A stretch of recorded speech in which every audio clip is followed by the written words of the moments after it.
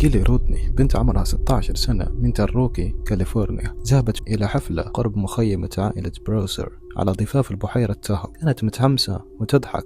آخر اتصال كان لها منتصف الليل مع صديقتها، ثم اختفت بدون سابق إنذار. الشرطة أطلقت بحث واسع النطاق، طيارين متطوعين من المجتمع المحلي.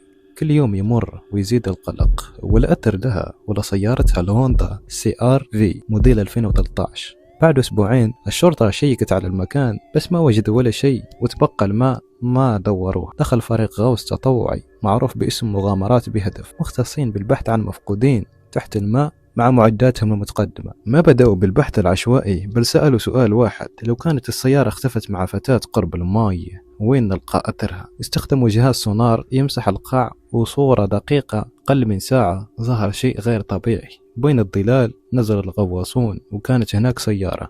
حددوا موقع السيارة مغمورة تحت 14 قدم من ماء في خزان براوسر. داخل السيارة تم التأكد أنها كيلي رودني بعد تقرير الطب الشرعي. وصفت الوفاة بأنها غرق حادث، ولم تعلن أي أدلة عن جريمة أو اعتداء خارجي. لكن قرب مكان الحفلة وطريقة الاختفاء لا تزال تثير تساؤلات، واللي لازم نعرفه: هل هذا كان مجرد حادث أم صار شيء في تلك الليلة ما نعرفه؟